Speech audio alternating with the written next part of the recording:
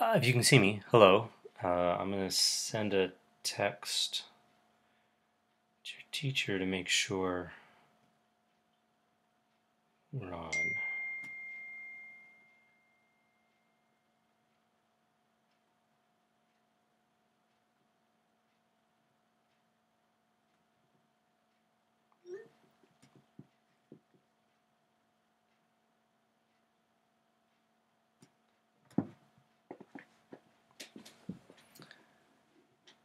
Okay, so this is the first time I've ever used the YouTube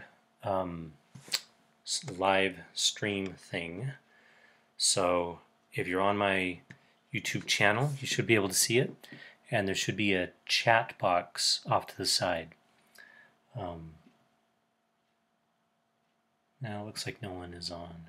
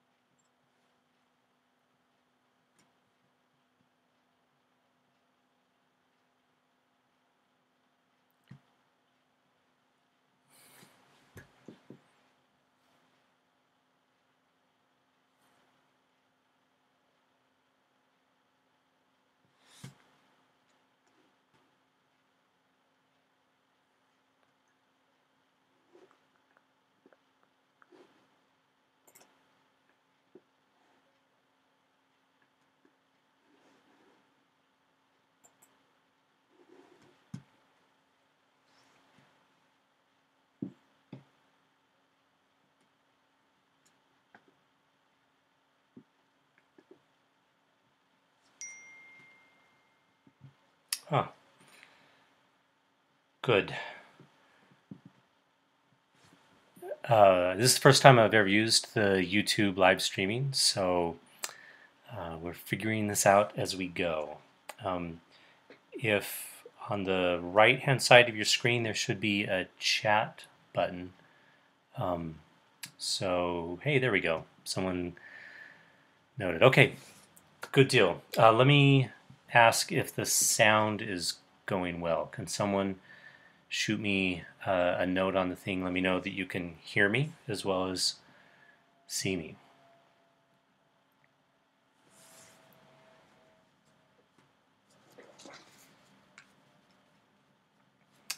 And I think there's a bit of a delay in the chat. It looks like you can hear me. All right, well then, excuse me. I'll go ahead and get started. So I'm Dr. Brian Dille. I teach political science here at Mesa Community College, and I have run the conference here at MCC for 20 years now. This is our 20th conference. We're pretty excited about it being an anniversary conference, and we're delighted that Prescott is going to join us. And so there is a couple of things that we wanted to talk to you about today at this research workshop. First of all, since you have a new program there, I thought I'd take just a few minutes and talk about what Model UN is, generally speaking, and then we can go through some research tips and how to write a policy statement and some things like that. I figure we have an hour, I believe. Let me know if I'm running over on the chats section here. Also, I can see the chat off to the side. If you see me look over, that's why. And so if someone has a question, go ahead and type that in, and I'll interrupt myself and answer that question. So let's go ahead and begin with what Model United Nations is. So with Model UN, what you're doing is you are pretending to be a diplomat for another country. You have your country assignments, and there are committee assignments. Each committee has a couple of topics. You're going to do some research on those topics and write a policy statement for them. And what you do is you go to the conference, and you'll be in a room with 30 or 40 other students, each of whom is pretending to be a diplomat from a different country. And you're going to negotiate with them and try to craft a UN resolution that reflects your country's national interest. And that sounds pretty straightforward. It is a lot more fun than it sounds. Once you get started, people just get completely addicted to the dynamic of it. Part of it is because it's hard these days to find people who are interested in world affairs, and it's even far harder among people who are interested to find people who actually know what they're talking about. So that's one reason people love doing Model UN so much, because it's an opportunity to meet other people who are interested in similar things and are interested in the world and in global issues and actually know what they're saying. And so that leads to fun and interesting conversations with them. So that's the fun part.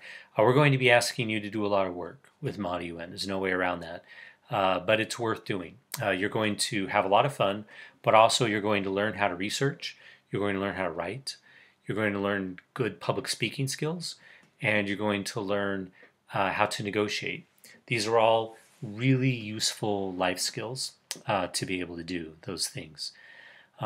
Students who do Model UN do quite well in scholarship applications, for example, because if you know how to walk into a room and convince 30 total strangers at the end of the day what they want is what you want, that is real power.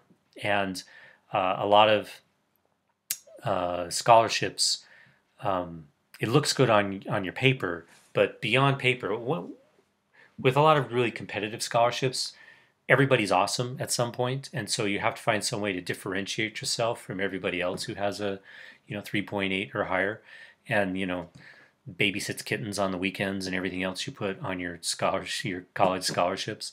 And so on the interview stage of the really good scholarships, it's the Model UN students who really stand out because they know how to have the interaction, and they know how to steer a conversation in the direction that it needs to go to help you out.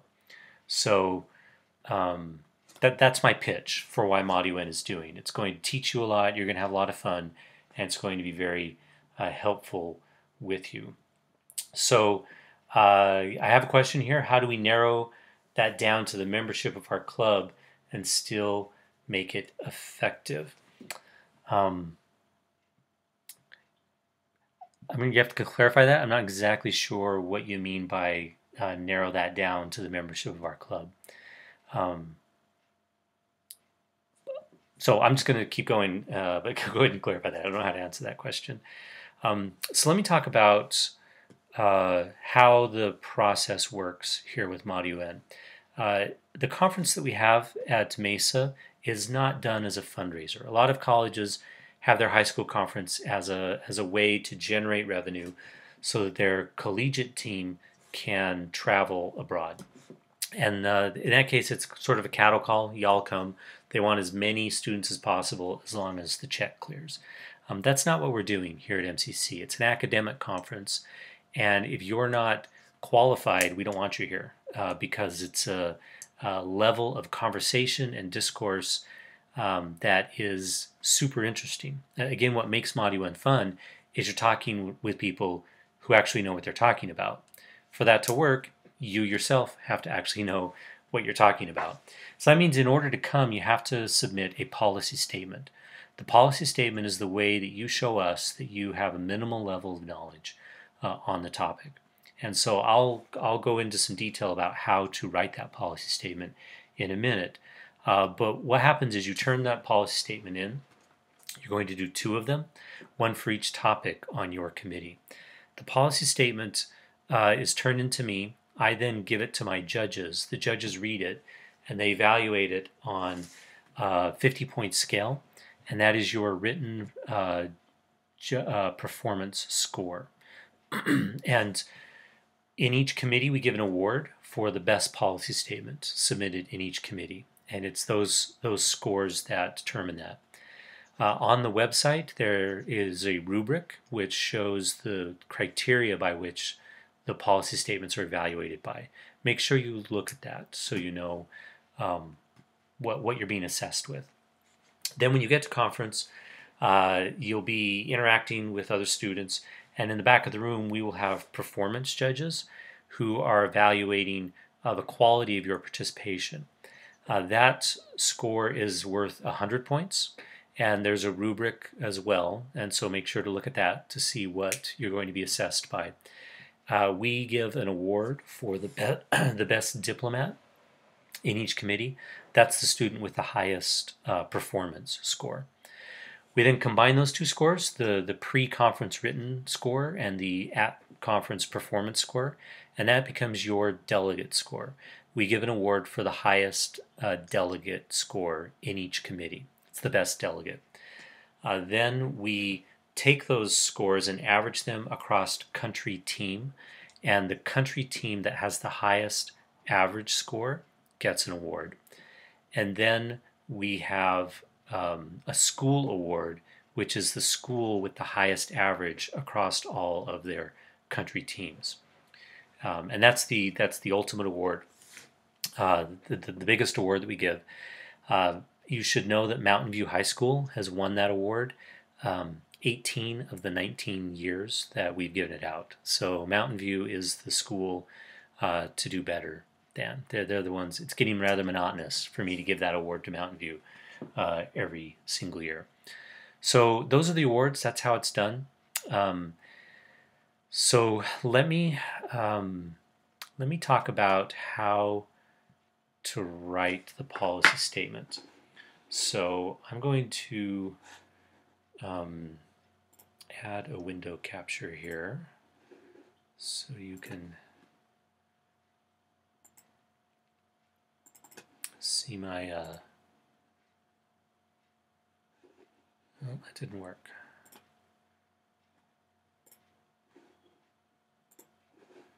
Alright, I'm trying to get it so that you can see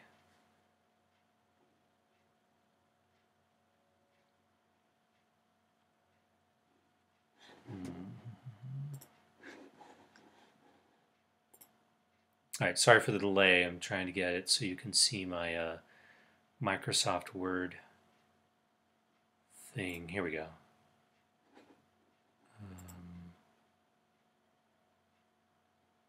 Maybe. Well, maybe not. Sorry. Again, I'm learning how to make this thing work. So, all right. Well, let me just use words. Okay, I was trying to get my the screen capture to show my Microsoft Word documents. That is not working.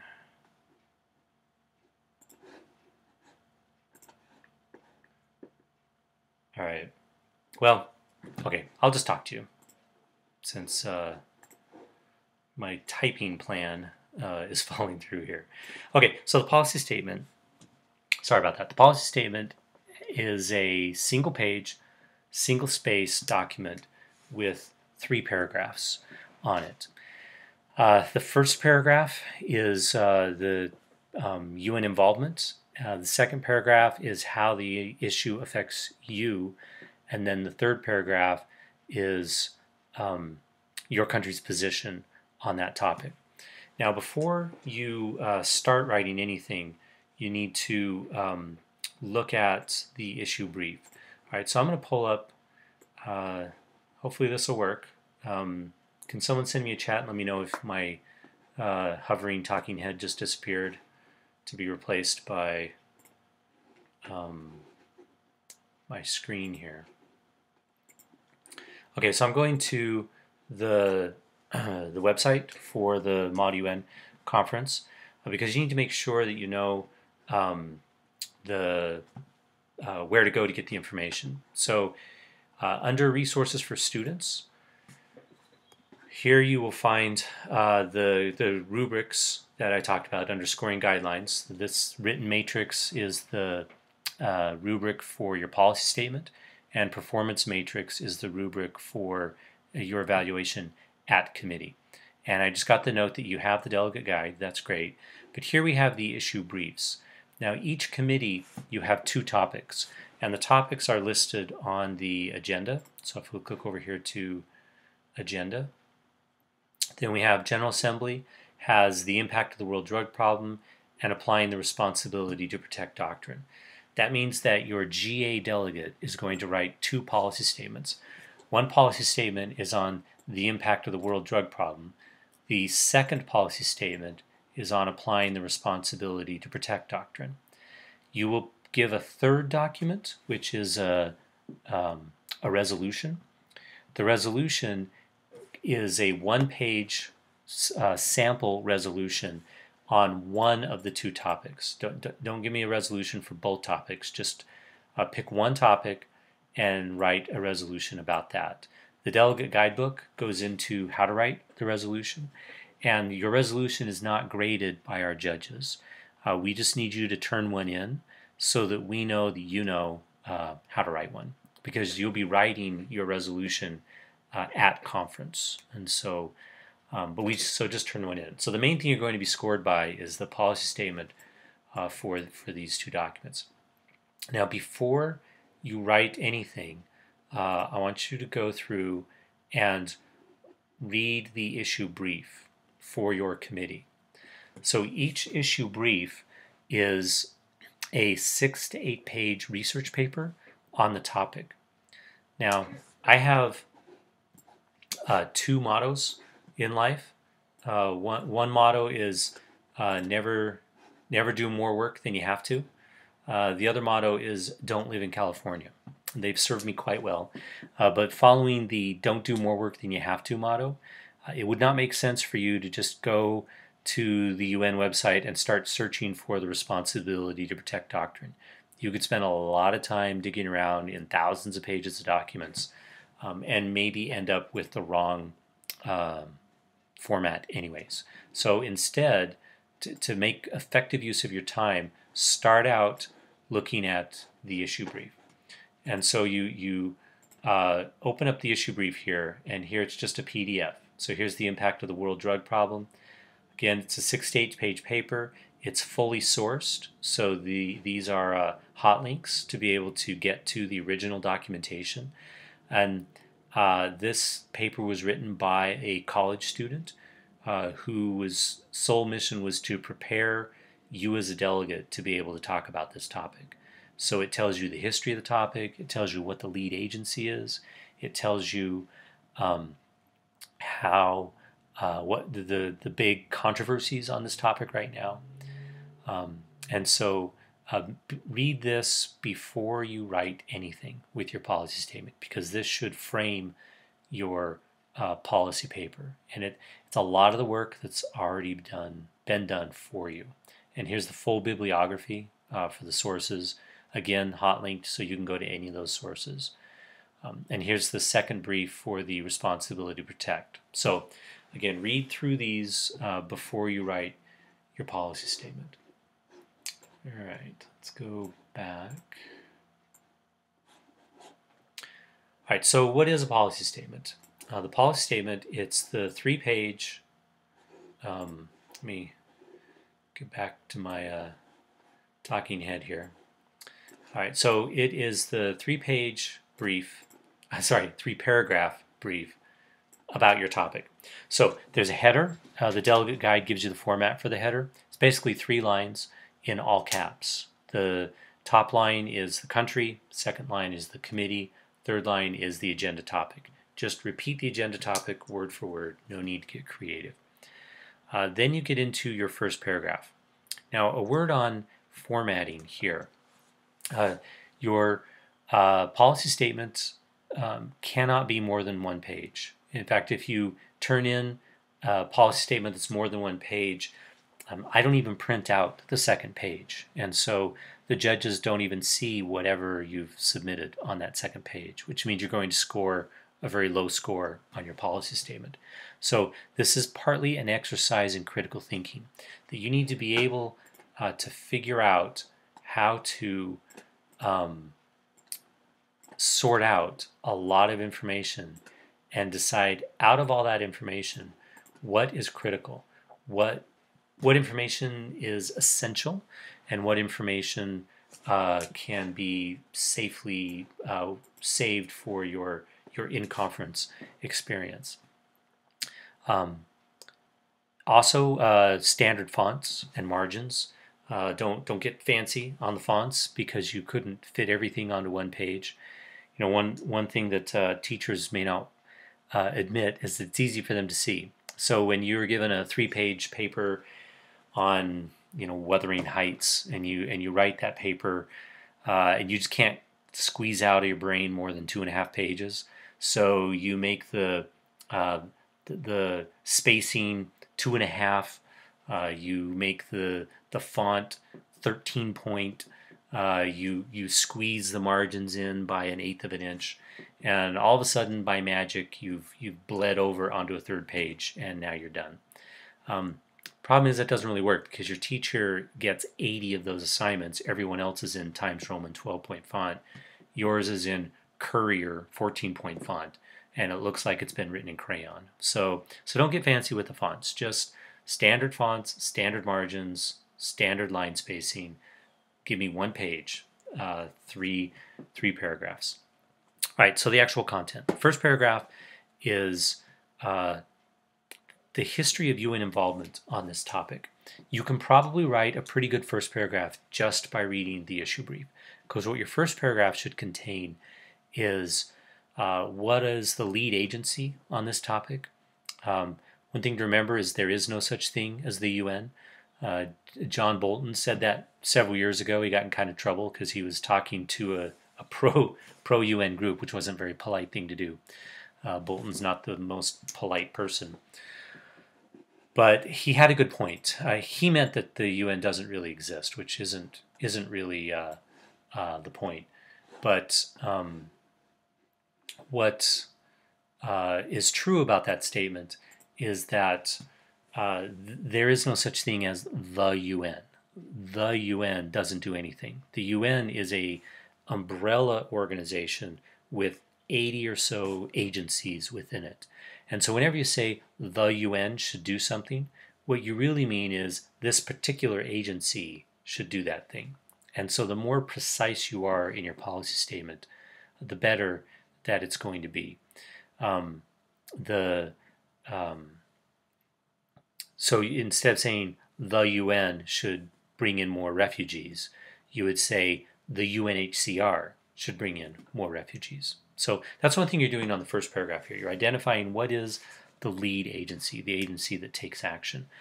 You're also identifying the fundamental documents and resolutions. So for example, if your topic was about Palestine, you couldn't talk about that topic without also mentioning Resolution 181, which creates the state of Israel and Palestine, and Resolution 242, Security Council Resolution 242, which says that Israel has to retreat back to its pre-1967 borders. Everything the UN does when it comes to the Middle East is dependent on Resolution 181 and 242. So if you're writing a policy statement on Palestine, you would want to mention those 2 documents in the first paragraph. So likewise, whatever topic you're talking about, there will be foundational resolutions that create the basis for everything else that the UN does. And so that's in the first paragraph. Now, the second paragraph is how does this topic impact your country? How does it relate to you? Now, the first paragraph, because it's about the UN, it's not about you. Your country's name should never appear in the first paragraph. It's about the UN and UN history. The second paragraph is all about you. How does this issue affect your country? What has your country done about this topic? Does your country host meetings on this topic? Has your country signed those foundational documents? Does your country donate money towards this resolution of this issue? Is there domestic law in your country that relates to this issue? So like one issue deals with preventing domestic abuse. Well, you might want to know what your country's laws are on prosecuting domestic abuse, because some countries have pretty pathetic laws, and you need to know that. So that's the second topic. How does the topic directly affect your country, and what does your country do directly to that topic? Now, the third paragraph is the actual policy position of your country. So this is not what is your country going to do in the future. It is what is your country's preference on what the global community should do in the future. So you might want to think of when you walk into the room and you're negotiating with your other students at conference, what are you going to say? What are you going to look for in a resolution on this topic? What language do you want to make sure is included in that resolution? What language would you have to vote no if it was included in the resolution that you're like dead set against? Those are the kinds of things that you're put in the third paragraph. The third paragraph is kind of like marching orders to yourself on what are you going to be negotiating for on this topic. So that's the third paragraph. So you put all those together, you end up with a 1-page, 3-paragraph, single-space document on your country's policy on that issue. So there's a couple directions we can go now. I could talk a little more about the policy statement and give some tips on formatting and writing the policy statement. I could walk through the rubric and talk about how they're evaluated.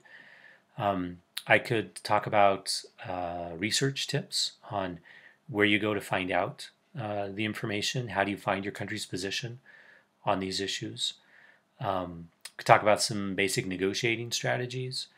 I have a thing called the Foreign Policy Matrix, which helps you understand how do you get to know your country's perspective on issues. And so we could move in any one of those directions. And so which would you like? I see someone saying research tips would be good. So let me pull up.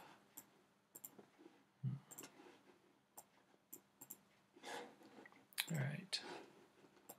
My live stream went to the wrong window. All right, well, I'm going to open up a new window then.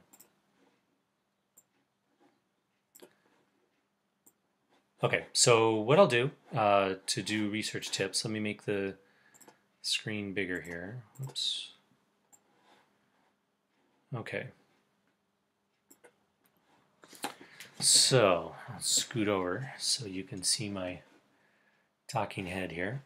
All right, so this is our website. So we go.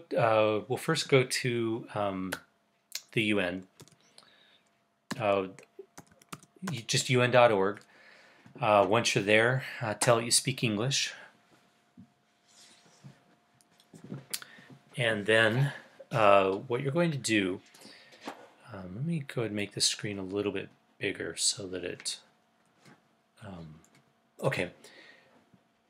Under About the UN, there's the Member States button here.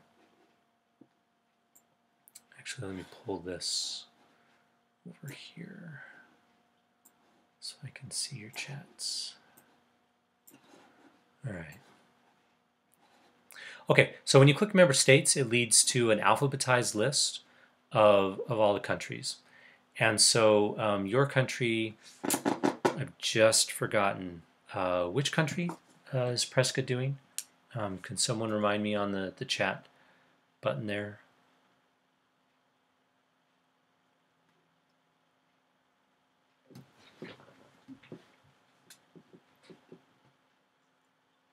Nepal, that's right.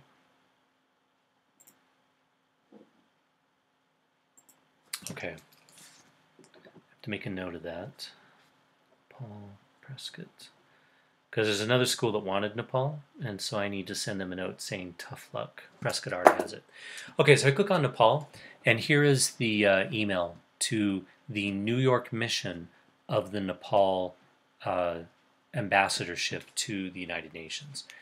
I always send people there first because since it's in New York, there's a fighting chance that it's in English. Most countries have a fairly robust website. Not all of them do. But it looks like Nepal is pretty good here. So here we have statements and speeches with press releases, has a good search bar. So let's say we're doing responsibility to protect. So I just under the search bar here, responsibility to protect. And here is a statement that talks about, includes the word responsibility. So this may not be R2P, but it's going to be close. So here on your country's mission website, you can find immediately good statements. Now the gold standard for Mod UN research is a speech by someone in your country on the topic that you are researching.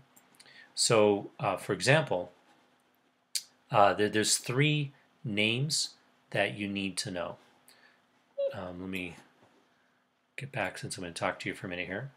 The 3 names are, you need to know your country's leader. What is the president or prime minister or head of government? You need to know that person's name. Second name is your country's foreign minister. Find out who that is. And with Nepal, it's going to be a name with a lot of consonants and several syllables. The Nepalese names are really long. So get the spelling correct because your search engine won't find it if the spelling's wrong. So president, foreign minister. The third one is your country's UN ambassador. So those 3 people are at the apex, the top of your country's foreign policy apparatus. Anything that comes out of the mouth of those 3 people is official government policy. So what you're trying to do is find a speech by one of those 3 people on the topic. So it's not particularly effective. Like, let me, let's see. Let me get off of responsibility to protect. Let's find a different topic here. Let's say the topic is the world drug problem. Okay, well, we'll stick with General Assembly here. So the topic's the world drug problem. We could, let me see, where'd my, oh, here we go. Okay, so we could go to the UN's website. Here, I'll open up a new window here. Let's go to the UN.org. Let me make this bigger again. All right, so we go to the website, and there's every agency in the UN system has the search bar up in the upper right-hand corner. So we could write here, world drug problem, and just throw that in. And what we get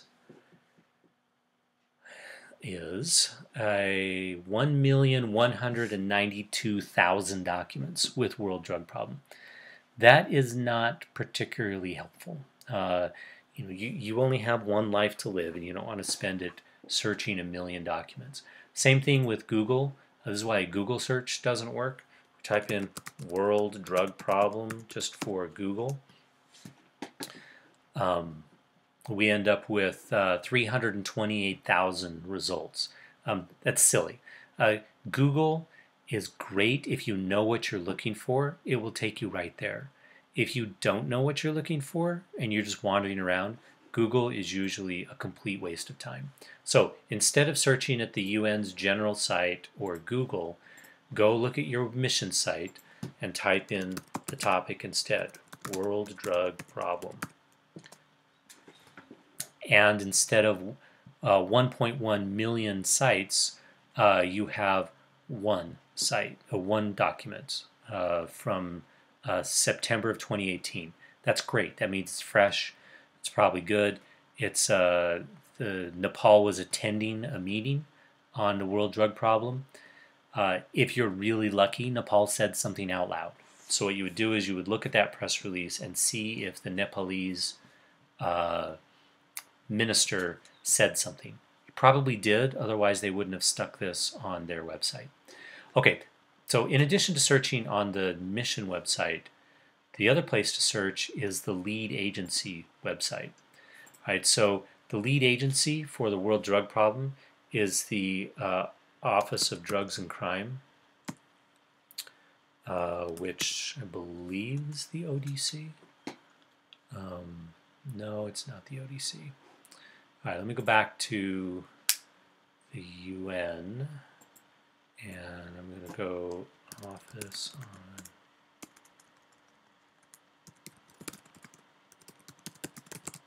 Drugs and Crime.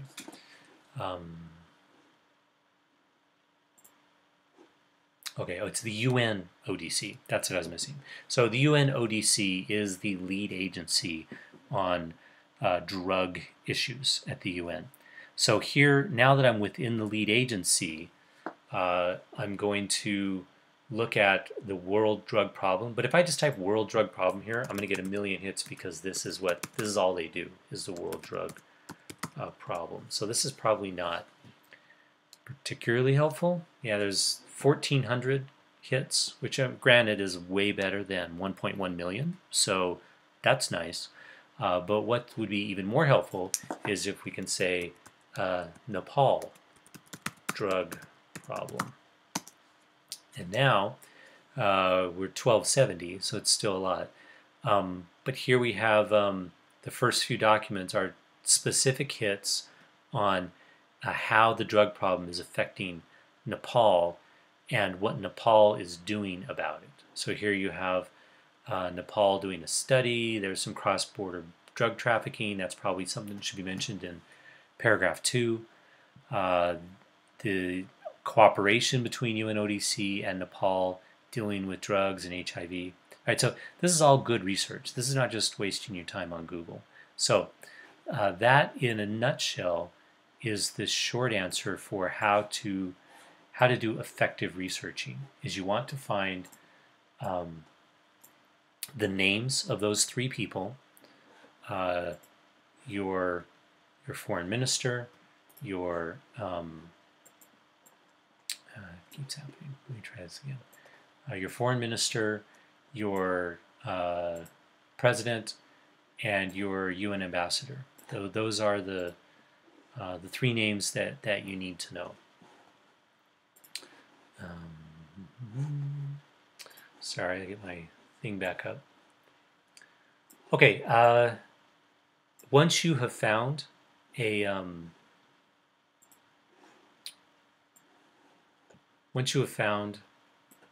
speech from one of those 3 people on your topic, you probably are done as far as your research goes. You will know what you need to put in your second paragraph, how the topic affects you. Your first paragraph, you're going to get most of that from the issue brief, which I've shown you is available to you. And then in that speech by one of those 3 people, you will find out what your country is advocating for, which is what's going to be on your third paragraph. And so once you've done the research, the writing of the policy statement is fairly straightforward. A couple of words on the writing. The first is tone. Your policy statement should be written with an authoritative tone, meaning your country speaks through you. You're pretending to be a diplomat for your country, and so you speak on behalf of your country. So example, when President Obama years ago was giving a speech on climate change, stood in front of a glacier that was behind him melting, talked about how important climate change is. He didn't say, according to the New York Times, climate change is a big problem. He didn't do that. He said climate change is a big problem. That's the difference. He just said it. And so as a diplomat, just say stuff. There is no citations, there's no quotations. You're not borrowing credibility from anybody. You speak with authority on behalf of the government of Nepal. Now, this is something that the English teachers don't like me to say, but in Mod-UN, there is no plagiarism. Right? You don't have to put citations, you don't have to put footnotes. Again, there's no quotations. You shouldn't be making stuff up. You ought to be directly using the exact same words that your diplomats are using. When you're doing your research, you might find the same phrase come up again and again. That's not an accident. That means that your government has carefully chosen those specific words to communicate. And so those exact words should appear on your policy statement. So again, there's no, whoops, I'm clicking the wrong button here. Okay. The question was, are you on the Security Council? So if we go to committee assignments and scroll down to Nepal, we see Nepal is not in bold. The countries that are in bold are the ones that are on. Oh, you know what? That's not helpful. My we just redid this page yesterday, and the person I asked to do that wiped out the bolds. Let me double check. Sorry, I have to look at my paper list since that document. No, Nepal is not on the Security Council. Unfortunately, Prescott joined the club here a little late, and so all the Security Council countries were already taken. Security Council only has 15 countries on it, so each school gets one seat. So the first 15 schools that signed up were the ones who took the Security Council seats. So Nepal is not on the Security Council, so you do not need to have a Security Council delegate, which is good for you because the Security Council has no issue brief. The Security Council delegate has to come up with their own topics, which, given this is your first year, that might be difficult. Now, a word on that, because this is the first year that you're doing this, I'm happy to look at first drafts of your policy statement. That's one draft per person I can look at. If you will send them to me by, there's a deadline on the website. I think it's mid-November, if I remember right. I will look through those and grade it and give it back to you with a description of everything you need to do to fix it. Don't send me your worst policy statement because you already know why it's terrible. Send me the one you think is best, and then I'll tell you why it's terrible. That's how we improve our writing, is someone criticizes it and tells you what needs fixed. So because this is your first year and you don't have veterans there to help you peer review your policy statements, I'm happy to do that for you.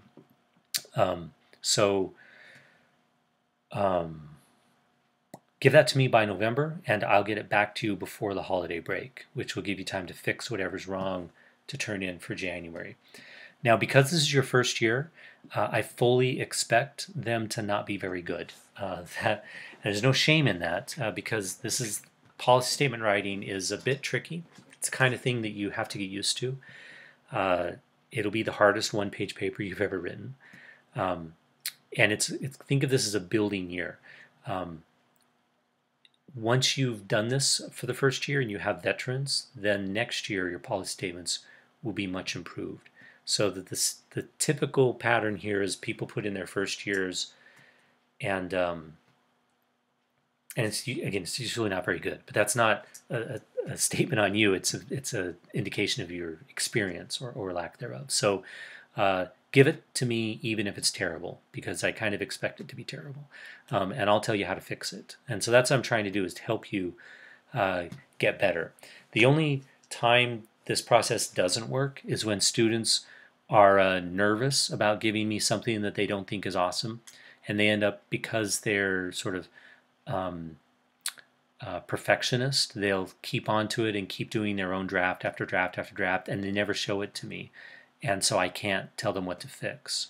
So don't be prideful. Just give me your draft, whatever form it's in, and I will, without judgment, look at it and tell you how to fix it and how to make it better. So that's the quickest way for you to improve as a team, is to take advantage of this offer. The website does say November 4th, but we're getting kind of a late start here. And November 4th is too soon. I need to adjust that. So if you can get it to me by mid-November, then I can have a couple of weeks to look at it. I'll get it to you by early December.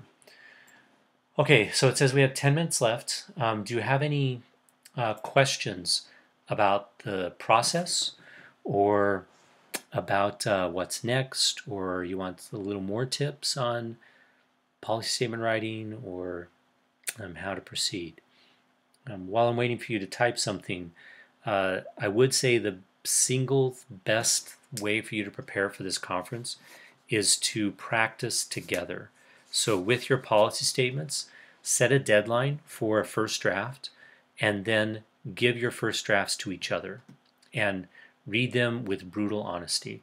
If you need someone to edit your work and you give it to them and they look at it and say, oh, that looks great, and they give it back to you, you need to go get a different friend. You need to find someone who can be honest with you and tell you what needs fixed. So if you will pass your drafts between each other and then give each other honest feedback on what to improve, that is the fastest way to get better. And then with using the rules, procedural rules and things like that, best thing to do is just start using them. Just practice in class. Have a session where you formally have to be recognized using the procedural rules. And the delegate guidebook includes what those rules are. They're called the P rules, for procedural rules. So you would, raise a placard, and then your teacher or the chair, whoever's acting as chair, would say, the chair recognizes the delegate from Guatemala.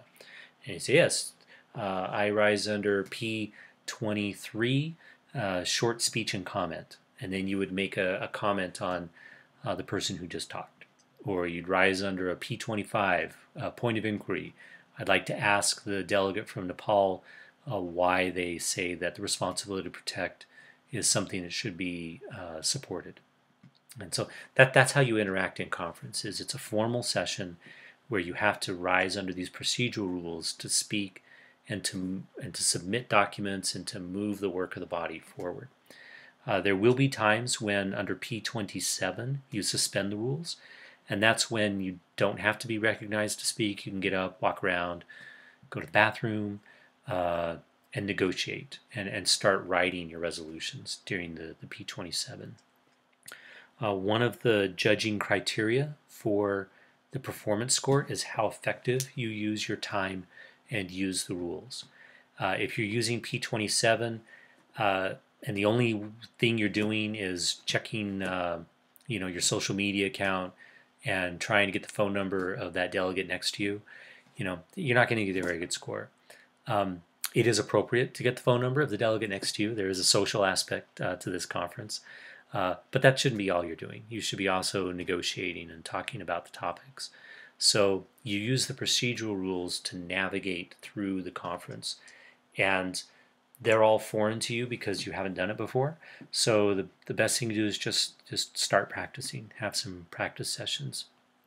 If you can make it down to the valley, Westwood High School holds a practice conference. I will forward that to your teacher if I haven't already. I don't think she has it because Prescott joined after Westwood made that announcement. So I'll forward that announcement to your teacher. All right, says we also need to dress nice. Yes, thank you for asking that. So the dress is professional Western business attire. It's not Halloween, so don't come dressed up in your best Nepalese gown. Uh, Come dressed in Western professional business attire. So for a guy, that is a collared shirt with a tie, slacks, not jeans, closed-toed shoes.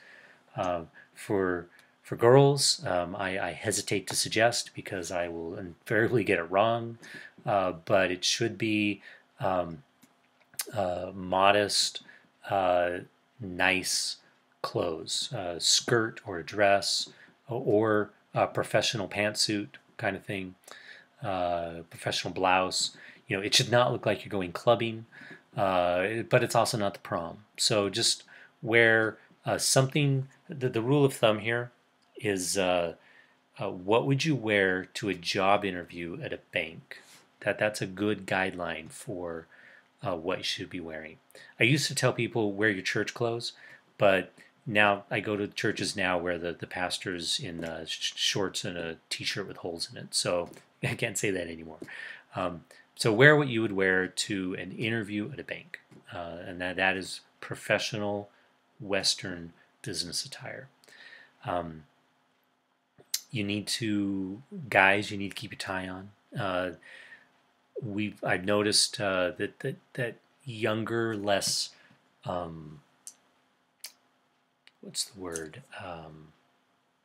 mature boys have a hard time keeping their tie on. So by Saturday afternoon, their tie's like hanging off their neck.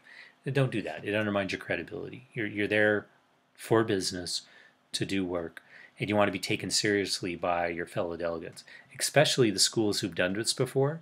They're going to have veterans, and you don't want to communicate through your dress or your behavior that you are clueless and have no idea what's going on. You want to communicate competence and in order to establish your credibility in committee. And a huge part of that is dressing the part. So yes, professional. Okay, you got 4 minutes left. I'm just going to tell you good luck then. I appreciate you signing up. Because you're a new program, none of you have ever done this before, but you had the courage to say, why not? So congratulations. You are going to like it. It will be work. You have to do this research. You have to do this writing. But once you get to conference, it's going to be a lot of fun. And if you've done the research and know what you're doing, you're going to have a good experience. If you have not done the research and don't have any idea what people are talking about, it's going to be the longest 2 days of your life. It's going to be really boring. So Model UN, like most things, you get out of it what you put into it. But students around the state who've done it for years totally love it. So thank you, and I encourage you to continue doing it. All right, so I'm going to turn off the stream because I know your bell's probably ringing over there. Thank you for your time, and have a great day. Thanks. Bye.